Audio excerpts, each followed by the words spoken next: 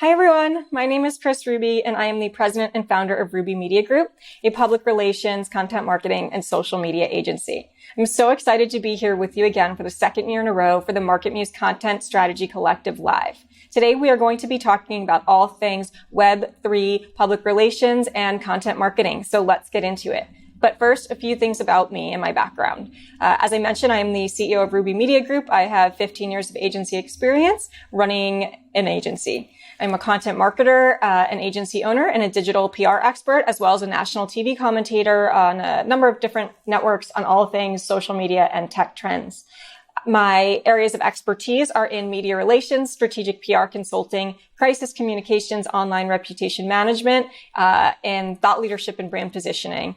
I am the award recipient of the Top Women in Marketing Muse by Clio Spotlight, Wonderkin Award winner by 914 Inc. Magazine, 40 Under 40 Award winner by the Business Council of Westchester, and I have won over 34 awards from the Ad Club of Westchester for my agency's work for other companies.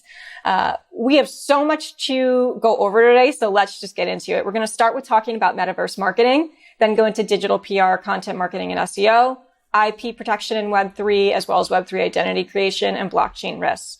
A quick disclaimer, the information in this webinar is educational and for informational purposes only. Nothing in here is legal or financial advice. So first, crypto marketing and public relations strategies.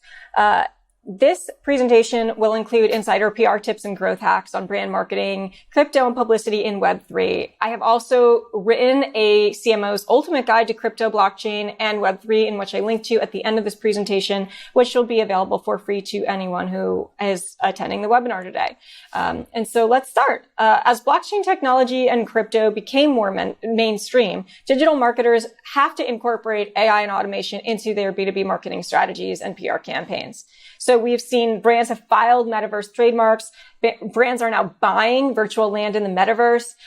They are launching creator coins. However, while it may seem like your brand needs to jump on board with all of this, it can also be a little bit overwhelming. Brands have been making expensive mistakes, and these mistakes are not like the mistakes that we've seen in Web 2. They come with what can result in Web 3 cancel culture, expensive litigation, as well as NFT IP infringement. So let's get into some of the pros as well as some of the cons for marketers who are jumping into this space. This presentation is going to be a little bit different because most of the presentations that you will see around Web3 are either saying that Web3 is great or Web3 is terrible. So what I've tried to do in this deck is to give you a fair and balanced look at some of the pros and cons so that you can really make your own decision on if Web3 is right for you as a marketer. So what is metaverse marketing? Well, crypto is becoming a really popular reward among brands. Every brand is now trying to jump into the metaverse. And as we've seen, even according to McKinsey, searches for the term metaverse rose over 70% to 100% in 2021. 44% of Americans are interested in receiving cryptocurrency as an alternative to traditional cashback reward programs from retailers.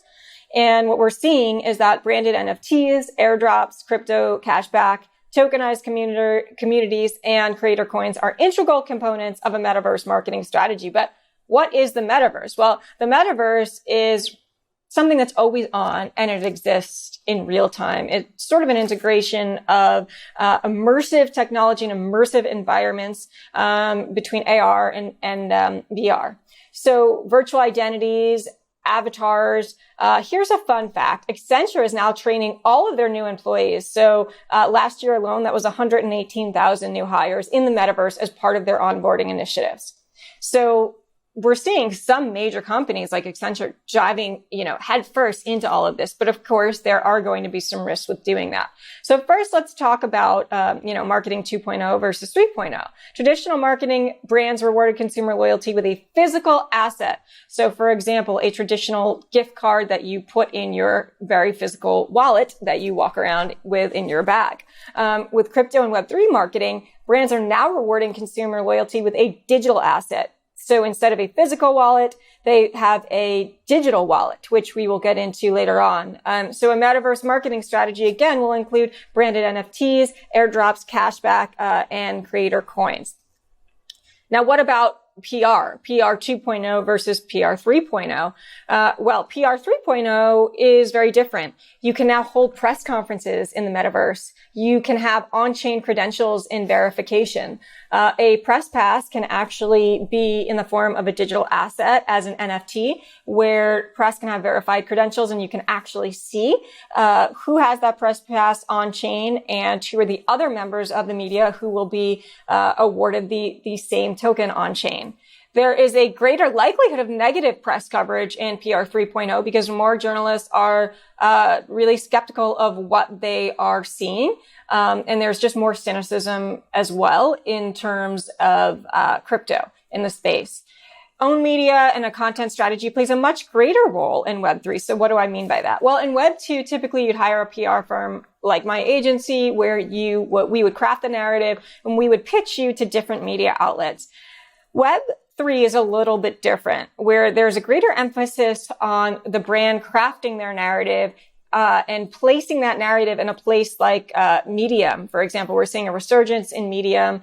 Medium was not popular for a while, but now it is seen as this trusted sort of neutral source instead of sending people to everyone's individual blog site or articles on their own blog. People are going to Medium. And so the emphasis is on using PR firms to help craft that narrative under own media.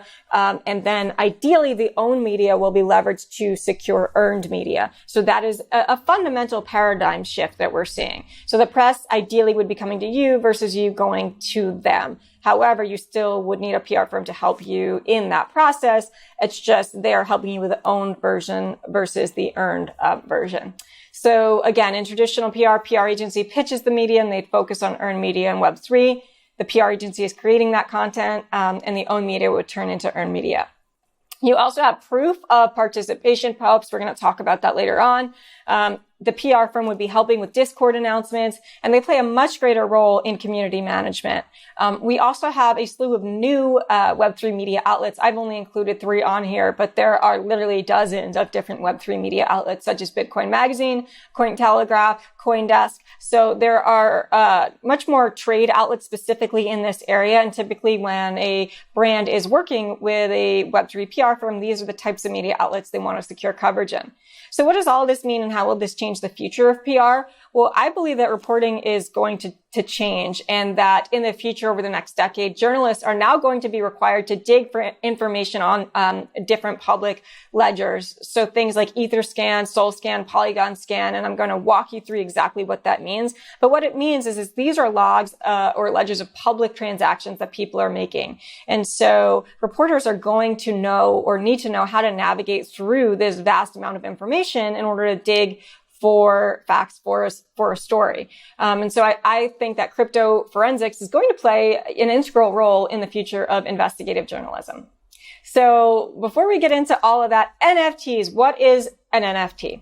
An NFT is a non-fungible, unique token on the Ethereum blockchain that, as of its issuance, contains a link to a unique image. Now, here I'm saying it's on the Ethereum blockchain. Of course, an NFT can be on any blockchain outside of Ethereum as well. There are many different chains, so it could be on Solana, it could be on Polygon, it could be on a number of the chains that I've listed in here, not only on Ethereum.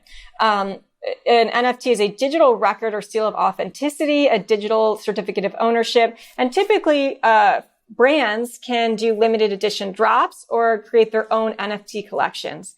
You can also sell tickets with backstage perks as NFTs, or you could even create an NFT for attendance to this conference, and that would grant you access to further conferences every year for this, for example. You can sell digital membership passes, and owning the NFT typically comes with perks and additional access. You can also attach experiences to real-world events and, for example, do commemorative NFTs to attendees, such as a POAP, which we will be doing for this. NFT-based loyalty programs where customers can earn rewards points that they can use to redeem virtual items and exclusive items are also becoming popular. So brands are creating NFT collections. And these NFT collections can span a number of different verticals ranging from fashion, SaaS, women, or even hospitality. So what are some of the benefits, right? The benefits are a forging of community. You can do tokenized merchandise, or you can even do exclusive access to events.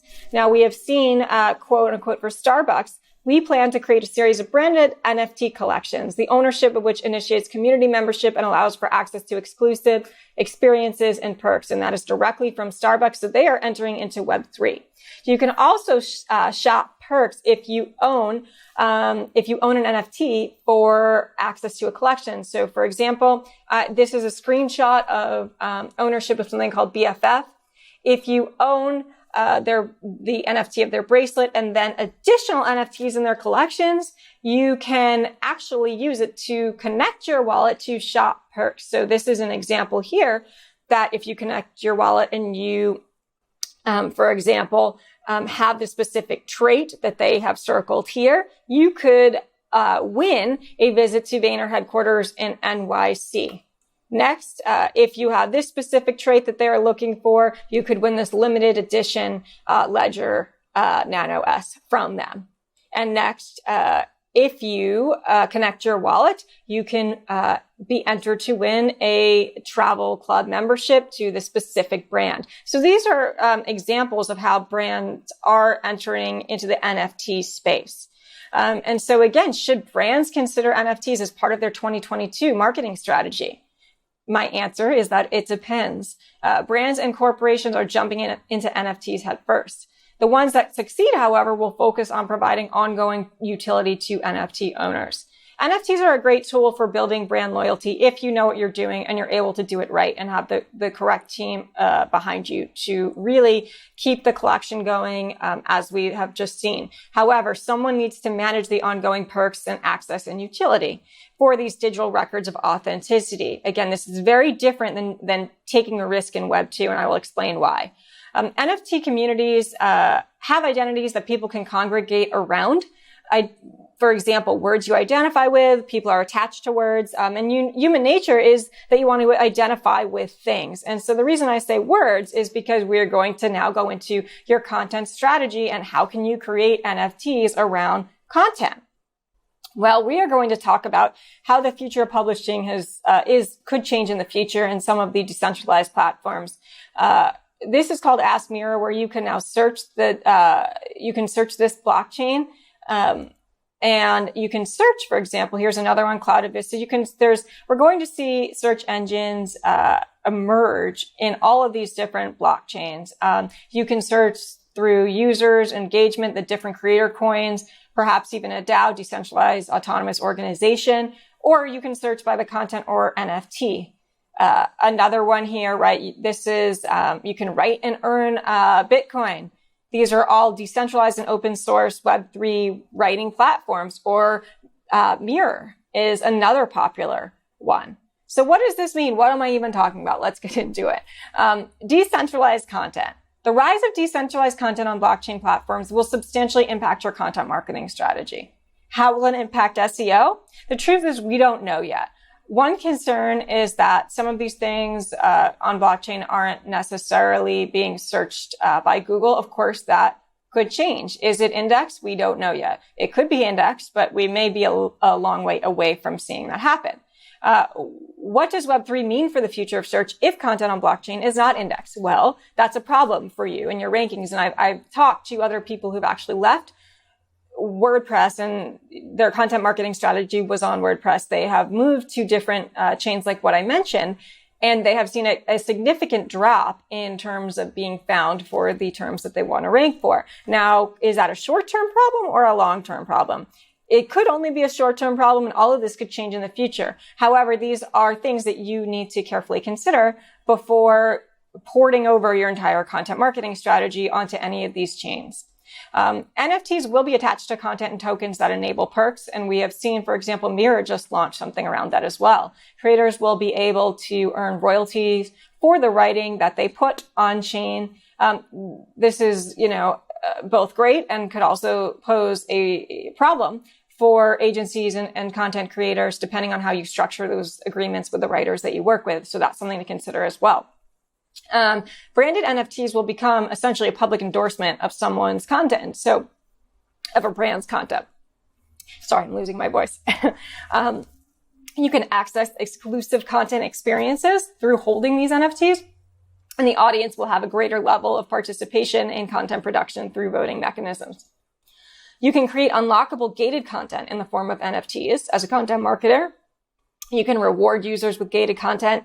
You can create exclusive content experiences. For example, immersive 3D answers to questions on SERPs. We've seen that even right now with Google, where if you search for Chihuahua, you can use virtual reality where you can see what that Chihuahua would look like in your home. I've tried that out. I am a proud Chihuahua owner. That's pretty cool technology. So what will all of this mean in Google and in SERPs as we see this expand to content? You can do virtual tours, virtual meetings in the metaverse. The content NFT model to show brand support for authors, I think, is an interesting use case here. I think that as far as NFTs and OpenSea is concerned, I think the model is still very much so broken because it rewards artists. It is not currently rewarding writers as much as I would like to see that happen. So I think we have a ways to go in terms of that, and I'll expand on that in a little bit.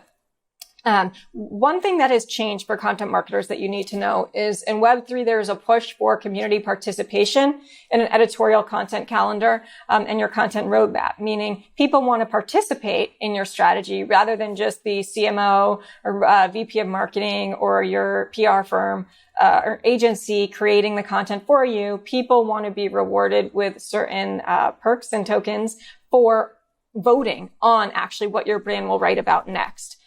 You can earn to win rewards, and they want to see a financial benefit of the branded content for participation in it.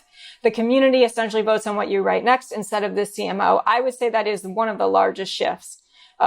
As far as decentralized content, how can content marketers integrate Web3 tools into their marketing plan? Well, the things that you should be thinking about through the remainder of the year.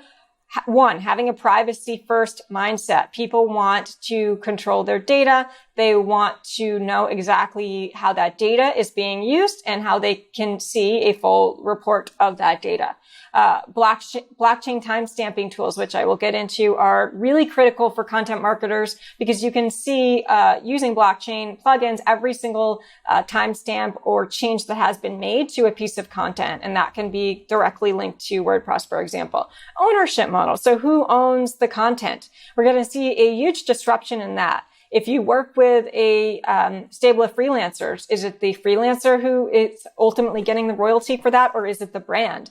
I'm really curious to see what will happen and how these traditional models will be disrupted, because as we've seen with the artist model, that has been disrupted entirely. So I imagine and I predict that this will be certainly disrupted for writers in the future. And then increased adoption and usage of decentralized tools in your MarTech stack. For example, decentralized video conferencing tools, which I'll show you an example of. So images are a form of content. And I think that this is actually going to be a big shift and disruption for the content marketing industry, right? Because most of us as writers, we are focused primarily on the content we are writing, and then we will work typically with the graphics department to create the artwork. I think we're going to see a much closer relationship between graphics and the writers in Web3, because it is going to be these actual NFTs, which a lot of times will be the graphic or the artwork, will be a critical component of the writing that we are putting out as the content marketing agency or content marketers as well. So that will have extreme ramifications for the future of SEO and also for budgetary concerns. If you're running a content marketing agency, I imagine there's going to probably be increased resource allocation for the art department or whoever you're working with or illustration to actually create more custom artwork that can be seen as an NFT and used with the content that your marketers are putting out. We are certainly going to be seeing a complete shift away from stock images. If you're still using them, I would recommend not using them. And I think the idea of hiring someone for custom artwork and commissioning someone for that, we will certainly be seeing more of that in Web3. Will we see a focus towards ranking on search engines and blockchain? I imagine that we will. Will a new search industry entirely emerge of trying to rank images on OpenSea? I think yes. Will image content become a larger priority than word-based content? I believe that the percentage allocation is going to shift significantly right now, and that writers are going to have to be thinking with a graphic mindset first, as opposed to only a copy mindset first. That is going to be probably the largest shift we'll see, and maybe one of the key takeaways here. Google searches websites and not blockchains. Will that change in the future? That's yet to be determined. In terms of a resource here, I recently did a podcast on the Creator Economy Network, all about content, timestamping, marketing, and SEO in the new Web3 world, which is an hour just on this specific topic alone. So I recommend checking that out if you want to learn more about timestamping.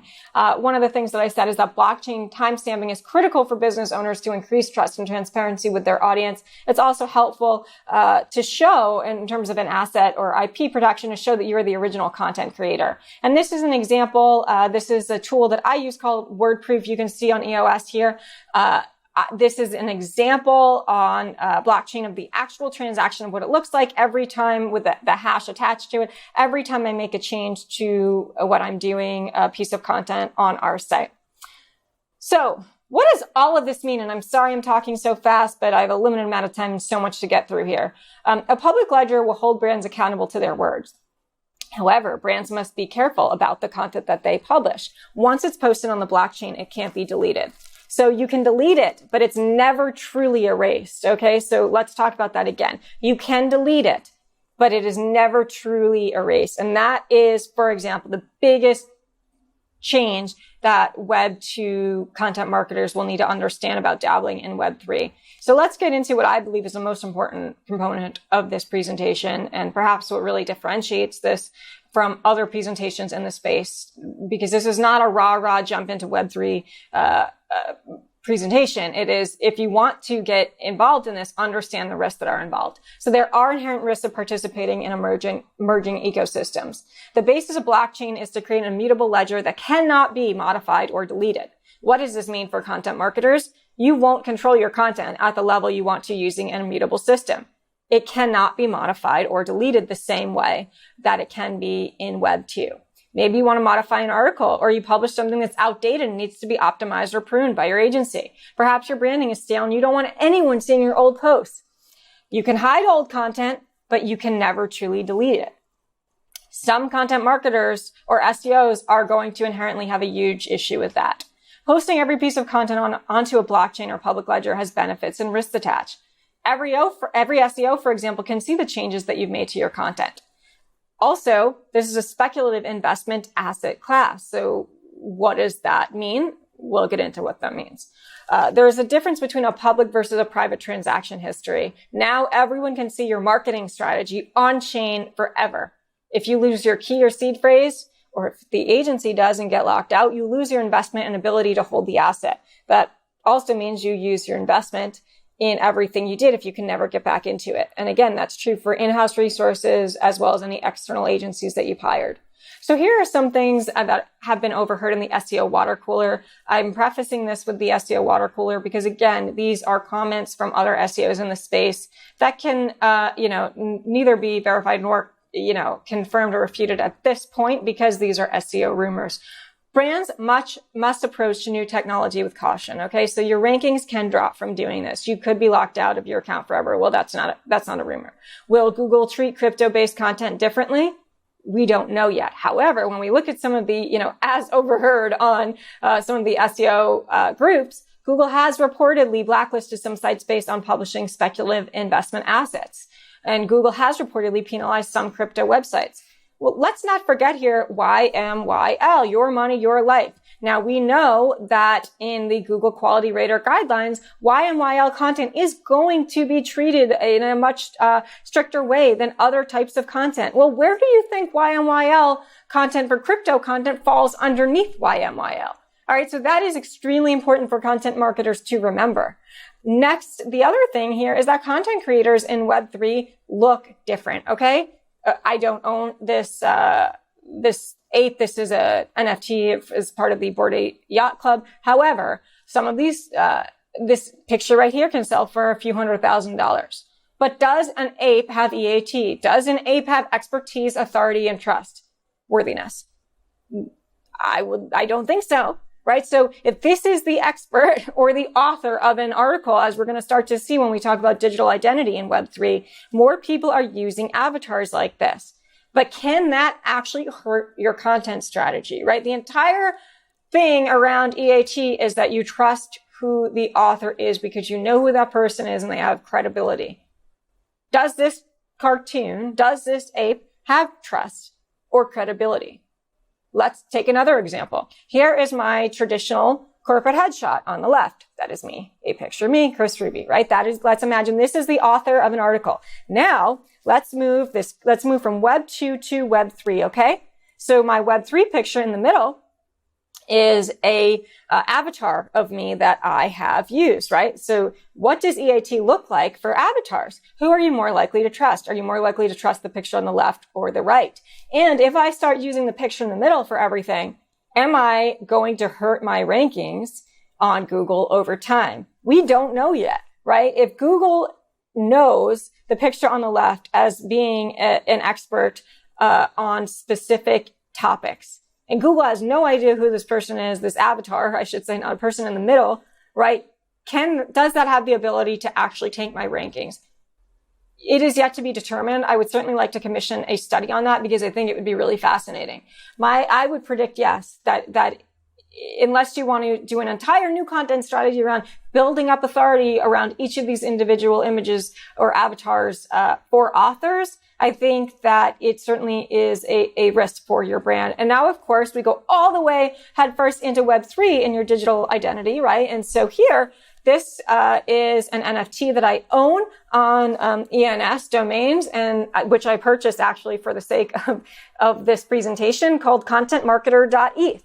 So this is what a domain looks like in Web3, and I will show you exactly what that is. But this is a very important slide, right? Because it shows how you're going to start to see the change of traditional corporate headshots to avatars now to just straight up NFTs using words for digital identity. So how do you secure your digital identity? One, you need to download something called MetaMask. You can also use Coinbase or any other, anything else like Coinbase. And then you actually have to go to ENS or Solana or even Stacks on Bitcoin to purchase this. Now, this gets very confusing, and I could do an hour-long presentation just on this one slide alone. Unfortunately, I'm not able to get into all of the details here. The reason why this is a very long process is because, as you can see, it's not like just going to GoDaddy in Web 2 where you get RubyMediaGroup.com and call it a day. Right? So I have to get RubyMediaGroup.com on ENS. I'd have to get it on Solana. I have to get it on Stacks Bitcoin, right? You have to keep doing this process over and over and over again. However, once you actually have these domains, they're not like traditional domains. In a Web 2 world, you have, again, RubyMediaGroup.com, and you use it specifically only for that. With this, it becomes your portal and your login for a number of different things. So this is something, this is a video, a decentralized video platform that I tried using, and I connected it to my wallet. Now you can see all of these in my wallet. The one in the circle is a BFF NFT that I own, and the bracelet on the right is also a BFF NFT. You can see on these on the bottom left, that's a card that I hold for membership access, but everything else here, all of these words, these are all different NFTs that I own as domains. So in Web 2, you may be like a domain collector like I am, where you buy a ton of domains and then maybe let them expire or not even renew. Here, people can actually see the domains that you have, and they can be used for a lot of different things. You can also see, by the way, right, the host, it says krisruby.eth. Again, that's because it's connecting on ENS in my wallet through MetaMask to the actual domain that I own. So these domains are actually extremely powerful and do much more than what we see Web 2 domains do. So on-chain transactions will resolve back to your wallet for your name, as you just saw. The use case here, you can use them for payments, email, or log into a number of different platforms. Now, if you type in krisruby.eth .eth.xyz, you can see for an example, and you can do this for your name as well. These are all different domain names that I own and that I'm holding for now. So these .web3, of course, are different than the .eth ones, and those are different than the .sol ones. And I realize all of that sounds confusing, because it is. So Microsoft, they put out something which is really important in their digital defense report. And they said the next big threat are Web3 domain names written into a distributed ledger, maintained across a constellation of computers instead of stored in a traditional centralized registry. Well, Microsoft is correct. And those of us who are active in this space really understand, my chihuahua is jumping up and down here. Those of us in this space really understand why this is actually such a threat to brands. And I'm going to explain why. So blockchain domains serve as NFTs, as I just mentioned. With Web2, you don't own a Web2 domain, you rent it. Now, that's also true with ENS, but I'll get into that. So the domain can be taken away from you. This is not how blockchain domains work in Web3. For some chains. So blockchain is decentralized with no controlling entities. You want to start the process of combating online infringement immediately. There is limited dispute resolution recourse available in Web3. And if you have a problem, you will see that there's no one who can help you. Really not a lawyer. There is no ICANN in Web3. So you're on your own. You should secure the intellectual property before someone squats on your name. Once they do, unless you are messaging that holder, you're going to have a very difficult time getting it back. So let's talk a little bit about the domain history here. In 1998, as a fun fact, Microsoft had to pay $1 million to a stranger to buy Microsoft.com. The same is happening every single day with extortion and domain name squatting, cybersquatting in Web3 for domain names. In 2000, the ACPA was passed, which made it illegal for anyone except the trademark owner to register, use, or traffic a domain name with a bad faith intent to profit. If someone who was not the trademark owner registered a literal or variation of your company name, brand, or your name as a domain name with a bad faith intent to profit, they were liable for up to $100,000 in statutory damages per domain name plus attorney fees. The source for this is Traverse Legal. Forced transfers of Web2 domains exist. They do not exist with Web3. Okay. I want to say that again. Forced transfers do not currently exist in the present form with Web3. So if I want to go and buy marketmuse.eth right now, I can. If MarketMuse has not gotten that name, I can actually squat on their name. Now, as long as I'm not doing anything, as long as I'm just holding the name and not actually doing anything with that trademark name, I can technically continue to hold it because we don't have anything like ICANN. Now, there are some things you can do, and there are certain legal areas that you can, or roads that you can take. But the fact of the matter is, it's extremely hard. And once someone has minted that domain into their wallet onto blockchain, it's going to be very hard to get it back.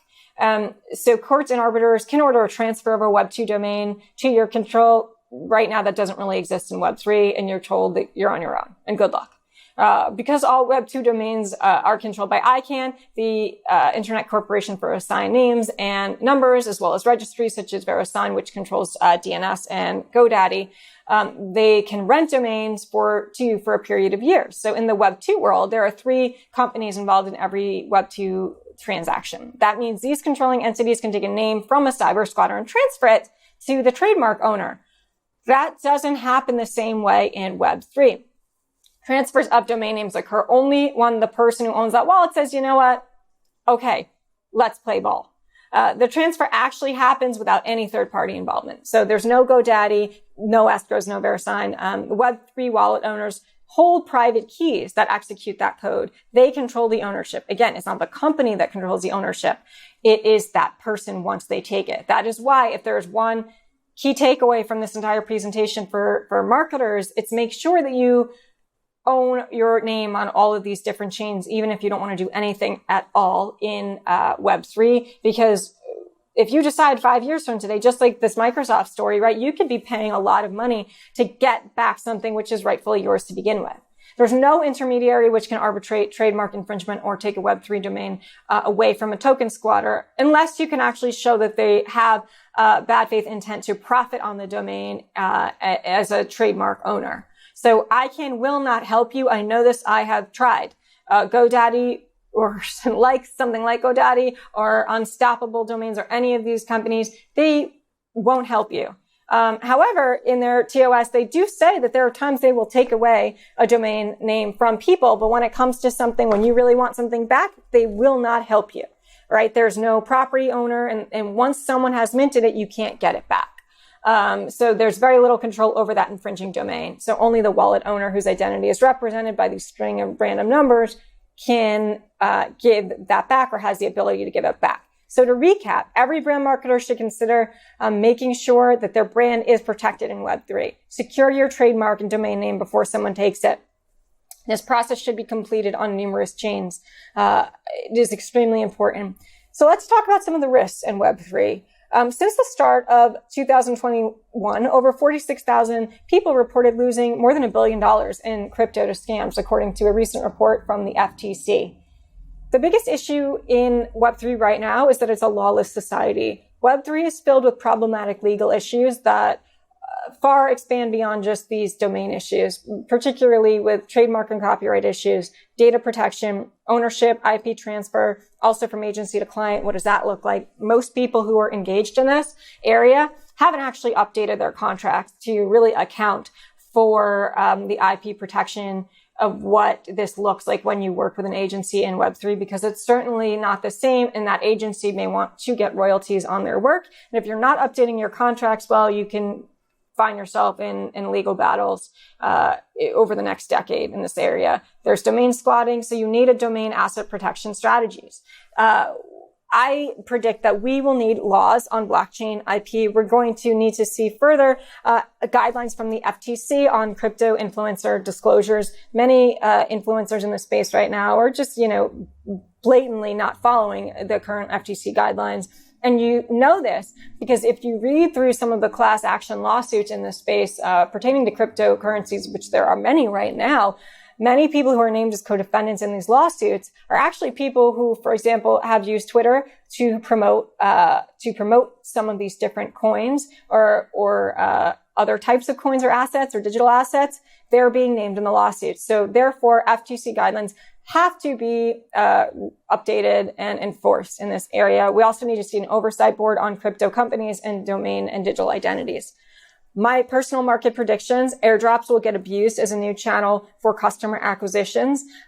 Marketers can and will spam your wallets. We're already starting to see that now because you can drop a flyer, a promotion, anything you're trying to get in front of someone. You can drop that in their wallet right now without them even accepting it, which is a big problem. I also believe that marketers will scrape blockchain data to retarget users. So for example, if you can see if someone, for example, the MyBFF NFT that I showed you as an example. If you look in my wallet and see, well, this person who is who's a holder of MyBFF is also a holder of these 5 other communities, right? Then you can use that data to retarget them. You can use that data for further brand collaborations or partnerships, or to really see exactly what that person's on-chain activity is. And you can actually target them in a much stronger way than you ever could in anything with Web 2. So this notion that Web 3 is great for privacy is really actually one of the biggest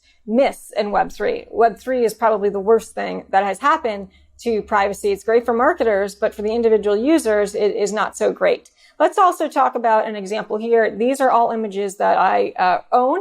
And so when you do, as a marketer, when you launch an NFT collection, typically it looks something like this, right? You have an idea of what that collection is going to look like. So you show people what they are getting excited about or getting, on board for or connecting their wallet to. However, those people often have no idea what the final artwork is going to look like. You know what it will look like, but they don't. Well, why is that problematic, right? Because if we look at the bottom, this bottom right question mark, that is what is so scary in Web3. If you are a CEO and you are minting something, do you want to take that risk of minting something where you actually don't know what you're minting, what that mystery is going to be? And so recently, actually, a collection did this where some of the NFTs included drug usage and paraphernalia associated with that. Now, let's say you don't want anything to do with that. Well, you have no control over that, right? Because if you are the one who, when the collection is revealed, just happens to reveal that, okay, you purchased this NFT with that, even though you didn't, it's really because you have no control over what you're buying unless you're buying it on the secondary market. So that is, of course, a big risk and something for you to consider. Of course, there's privacy, harassment, and abuse on chain. Now, let's look, for example, most people don't really understand how to navigate through Etherscan. Now, there are some privacy first chains. Of course, this isn't one of them. This is my wallet, krisruby.eth. If you type that in, you'll be able to see every transaction I've ever made. That is not great, right? That's great for you as a marketer to see where I'm spending my money. It's not great for me as a user and for my privacy. This enables someone to see exactly where I'm spending money, what types of NFT collections I'm interested in. And it also enables you or anyone to essentially stalk, harass, or abuse this data online by following my every single move on blockchain. Now, again, this was actually much harder to do in Web 2. If you look at Facebook, I had more control over privacy settings. I had more control over saying, you know what, I'm going to only show this to friends. I'm going to only show this to family. I'm going to only show this to members of the media. Here, I don't have any ability to do that. So let's say you decide that you are really interested in following me around. This enables you to join every DAO decentralized autonomous organization that I'm part of. You can essentially follow me into every Discord. You could follow all of my on-chain activity. If I'm bidding on something on an NFT, you can then bid on the same NFT. This creates a serious issue for women on-chain, and I will do an entire other presentation on that. But if you're a marketer in this space, you need to understand that there are significant privacy risks and concerns with having all of that information out there. Now, of course, one could say, well, just create a different wallet and don't connect it to your real identity. Certainly that's an option, but there are still other ways to figure out who that person is. So let's get into IP protection in Web3. Brands have to aggressively protect their IP, as I mentioned. If someone assumes their identity, it can create massive problems, unlike anything you've seen. Let's use the MarketMuse example. If after this presentation, I go and buy MarketMuse.eth, and then I buy a bunch of really racy NFTs, and I collect the MarketMuse wallet to those NFTs, well, I have just created a serious crisis and PR issue for that brand. That is why this is so dangerous. We are not just talking about a domain name. We are talking about something which controls access to the entire Web3 ecosystem. Web3 domains are NFTs. They are also the access and essentially serve as bank account numbers and portals to make transactions. They can be mapped to crypto wallet addresses to receive payments as a branded bank account. So you can really wreak financial havoc for a brand if you are doing this to another brand and they assume your identity. Brands must control the wallets linked to domains with their IP. Preston Byrne says, our intellectual property regime is not well suited to be for use in decentralized fashion. Worse, we could see copyright trolls newly emboldened by the enormous increase in possible unsophisticated defendants, ravaging node operators in repeated bad faith attempts to extort small dollar settlements. Preston also says social media does not require agreement on permanent and immutable global state. To the contrary, social media requires a degree of censorship and deletion. Decentralized tech like Bitcoin is designed in such a way as to render deletion impossible or prohibitively expensive. A decentralized Twitter will not therefore look anything like Bitcoin. Well, this is extremely important because you also see a lot of people screaming about decentralized social media. The challenge with decentralized social media is that the majority of decentralized social media is actually very centralized. They're using things like AWS, and if you look at their backend, they're very much so leveraging centralized servers, which is fine as long as you're not greenwashing to say that you are a decentralized company when you're not. The other issue, though, is that, again, when we go back to privacy and women and harassment on chain, every time you follow someone, that goes on blockchain. Every time you unfollow someone, every single post. Imagine every time you posted on Facebook that it went on chain. Well, one of the things that you probably like right now is, as a creator, is the ability to change your mind and delete things. That doesn't exist with quote unquote decentralized social media. These are all important risks that you need to consider and know before getting involved. So the need for content removal and moderation, whether due to criminal liability, civil liability, or simple usability, will be the single most important factor in the design of any decentralized social media system, says Preston. Now let's look at the landscape. After hearing everything I've just said, maybe you say, thank you, Kris, for letting me know the pros and cons. I want to go full steam ahead. Great. Next, you have to look at the resources, risk, and allocation. Who should you hire if you want to do this? One, what are the points of entry for your brand, and are you equipped for this? You should hire someone for PR and crisis communications, because I have not met a single person or brand in Web3 that hasn't had a crisis or a serious issue because they haven't planned for some of these things. So that is important. Legal counsel, and specifically someone who's trained in this area of blockchain, is very important, and also the right engineers or developers. Do you have internal capabilities to take this on? If not, do you have the external resources? And participation in an emerging ecosystem comes with risks. Are you prepared? Understand what you're buying, okay? Taking a risk in Web3 is not like taking a risk in Web2. If you make a mistake, you can end up in jail. We have just seen this with someone that the DOJ just cracked down on in New York State, as I will get into it, and he was only 31 years old. So what is your brand's risk tolerance? When you look at liabilities versus assets, do you understand the strict promotional requirements, and what is the opportunity cost? Now, this has just been released as of last week. This former employee of the NFT marketplace was charged in the first ever digital asset insider trading stream. This is directly from the Department of Justice, right? We are going to start seeing a lot more of this. So here are 3 questions to ask yourself as a marketer in this space, as well as an agency who is working with someone in this space. Do you personally benefit from the NFT being promoted financially? Yes or no? Is the NFT being sold as a speculative asset? Yes or no? And do you own the NFT, and do you benefit from it being sold? One of the most important things you need to know as a marketer or agency in this space is the Howey test, okay? So the Howey test will determine what qualifies as an investment contract and would therefore be subject to U.S. securities laws. This is extremely important for any marketer. This is the Howey test, okay? The Supreme Court established 4 criteria to determine whether an investment contract exists. An investment contract is 1, an investment of money, 2, in a common enterprise, 3, with the expectation of profit, and 4, to be derived from the effort of others. If you are a marketer, a publicist, an SEO, or anyone who is hired, even a content marketer, to do services, and you are involved in NFTs, you need to make sure you are doing this test on your involvement to make sure you're legally protected. And so that is my key takeaway here. Make sure you're protected and make sure your agency is protected.